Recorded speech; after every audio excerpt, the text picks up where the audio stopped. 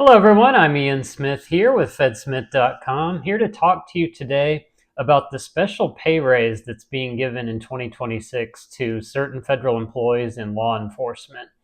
This was done by the executive order that was issued back in December, finalizing the 2026 pay raise. And I was just going to provide a high-level overview of the raise today. There are quite a few details that go with it, such as who is actually covered by it, like which categories of federal employees it applies to. And I won't get into tons and tons of detail about it, but I am going to go through a lot of the key parts of it. And I have linked to an article in the description that I wrote that has all of these details. So I will provide that, as I said, in the description, and that way you can get all of the information you need about it. So let's get started. So, as I mentioned, the 2026 federal pay raise was finalized in December when President Trump issued the executive order setting the pay raise. And President Trump issued his alternative pay plan back in August, and that provided a 1% across the board pay raise for most federal employees. But it also had a special provision in it that the pay raise doesn't normally have, and that was an additional pay raise for federal employees who work in certain law enforcement positions. And it was done in order to match the 3.8% raise that's being given to members of the military in 2026.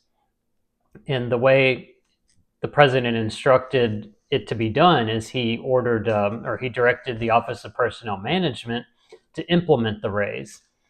And that agency has now done so by creating special rate tables for the covered law enforcement positions.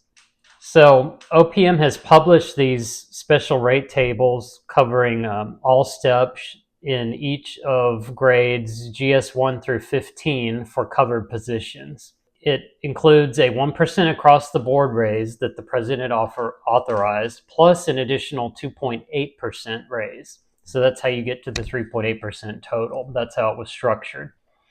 Now, this pay raise is subject to the level 4 executive schedule pay cap, which is $197,200 in 2026.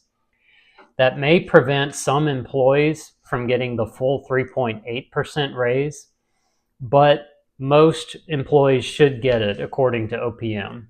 This special pay raise is considered basic pay for most purposes.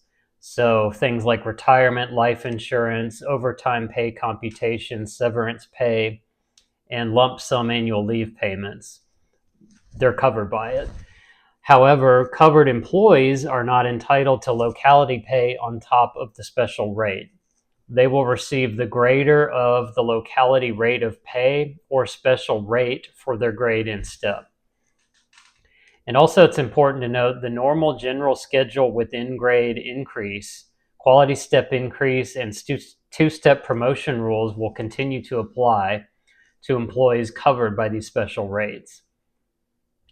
And the pay raise will be effective on January 11th, 2026. So who gets it? Well, as I said, I'm not going to go in and read through every single category of law enforcement positions covered by this raise. There's too many to sit here and just read. But OPM has identified several categories of covered employees.